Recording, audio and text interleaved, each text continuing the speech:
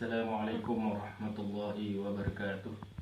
Alhamdulillah wassalatu wassalamu ala rasulillah. Wala hawla wala quwata illa billah. Subhanaka la ilma lana illa ma'allamtana innaka antal alimul hakim. Rabbi zidna ilman nafi'an warzuqna fahman wasi'an. Apa kabar anak-anak Ustaz semuanya? Mudah-mudahan selalu diberikan kesehatan dan semangat untuk belajar. Kita awali pelajaran kita dengan bacaan basmalah. Bismillahirrahmanirrahim. Baiklah, pada hari ini kita akan belajar tentang apa-apa yang diperbolehkan di dalam sholat.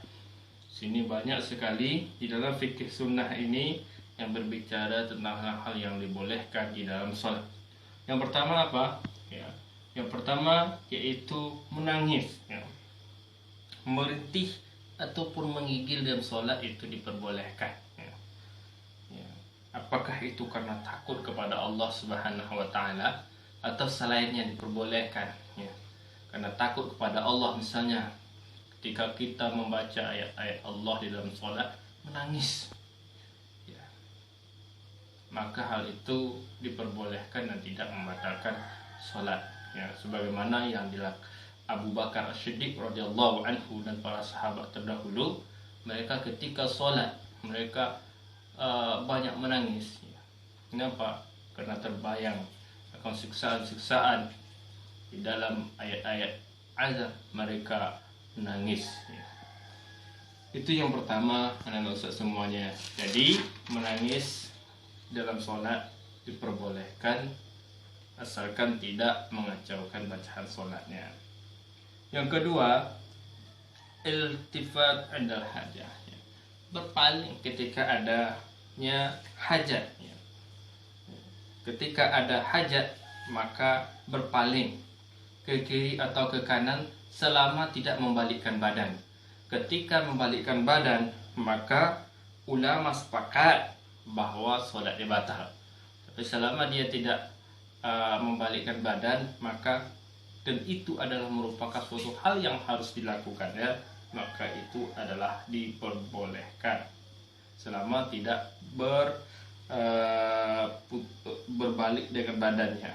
Tapi ketika iltifat, ketika badannya itu sudah berputar, maka hal itu batal menurut kesepakatan para ulama. Nah, Ustaz semuanya, tetapi ketika tidak ada hajat maka hal itu makruh hukumnya. Kenapa? Kenapa makruh? Karena akan menghilangkan kekhusyukan kita di dalam melaksanakan ibadah sholat. Kemudian yang ketiga, hal-hal yang diperbolehkan adalah sholat, yaitu membunuh ular atau kalajengking atau binatang berbisa lainnya, yang mungkin bisa mendatangkan kemudaratan kita. Jika ada ular, ketika ada kalajengking, kita boleh bunuh dia, kemudian kita lanjutkan sholat, kita nggak boleh. Yang keempat adalah al-masyu, yaitu berjalan dengan ringan, dengan tidak membelakangi kiblat. Hal ini dilakukan oleh Rasulullah SAW oleh Aisyah. Ketika Aisyah datang, Aisyah mengetuk pintu, diketuknya pintu. Sementara Rasulullah salat di dekat pintu, Rasulullah bukakan, kemudian Rasulullah kembali melaksanakan salatnya. Tetapi ketika berjalan itu adalah perjalanan yang banyak, maka Al-Hafiz Ibnu Hajar di dalam Fathul Barinya mengatakan para fuqaha sepakat bahwa solat fardunya batal. Jadi ketika solat hanya berjalan sedikit, ketika ada keperluan, maka itu diperbolehkan. Tetapi ketika perjalanan itu banyak, maka fuqaha mengatakan itu adalah batal. Kemudian membawa anak di dalam sholat, dan apakah anak-anak itu digendongnya dan sebagainya, itu diperbolehkan juga. Ini banyak kisah-kisahnya yang nanti bisa kalian baca di dalam kitab fikih sunnah ini. Ya. Maka apa hukumnya? Hukum membawa anak ini yaitu boleh menurut mazhab Syafi'i, katakan bahwa bolehnya membawa anak bayi laki-laki ataupun bayi perempuan ataupun hewan yang suci di dalam sholat fardu ataupun dalam sholat sunnah, ya, dan boleh bagi imam maupun bagi makmum, ya. Sementara Ashabul Malik mengatakan bahwa dibolehkan itu untuk sholat sunnah, tetapi melarang bolehnya dalam sholat fardu. Kemudian mengucapkan salam atas orang yang sholat, ya, mengucapkan salam, dan boleh membalas salam itu dengan isyarat, ya, dengan isyarat. Kemudian selanjutnya adalah mengucapkan tasbih dan bertepuk tangan. Hal ini ketika ada imam yang salah. Maka bagaimana cara mengingatkannya? Maka bagi laki-laki adalah dia mengucapkan subhanallah, dan bagi perempuan dengan bertepuk tangan. Kemudian adalah membantu imam, membantu imam apabila lupa. Jadi apabila imam itu lupa ayat, maka dibuka. Misalnya Bismillahirrahmanirrahim, Alhamdulillah, lupa imamnya, maka kita sambung Rabbil Alamin, kemudian membantu imam membuka ayat-ayat yang mungkin dia salah dalam membaca ayat itu, boleh. Kemudian mengucapkan Alhamdulillah ketika sedang bersin atau ketika mendapat nikmah. Ini adalah mustahab. Kemudian sujud di atas kain atau sorban ketika ada uzur.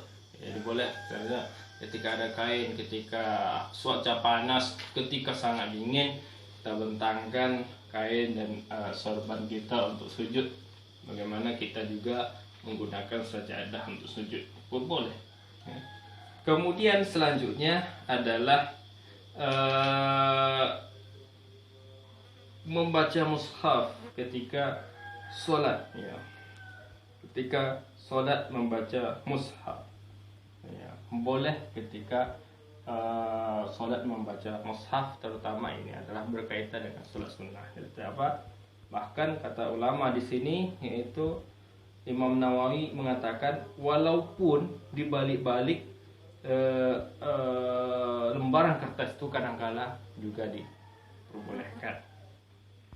Kemudian yang selanjutnya, yang terakhir, yaitu sibuknya hati dengan sesuatu hal yang tidak berkaitan dengan sholatnya.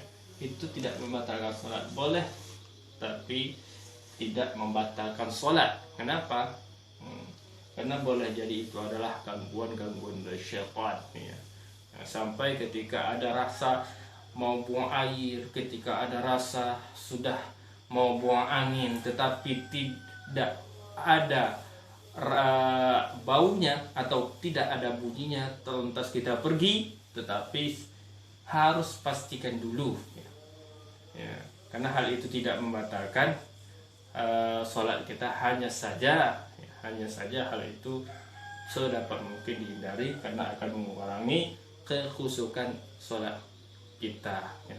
Demikian anak-anak Ustaz yang dimuliakan oleh Allah Subhanahu wa taala. Mudah-mudahan antum bisa menghafal, kalian bisa menghafal ini di dalam sholat, sehingga kita tahu apa yang diperbolehkan di dalam sholat, yang terkadang menurut kita adalah itu membatalkan sholat, ternyata itu diperbolehkan, dan boleh itu terkadang dia mustahab, dianjurkan, dan terkadang boleh itu juga menjadi suatu hal yang makruh yang harus dihindari. Namun hal ini tidak membatalkan sholat kita.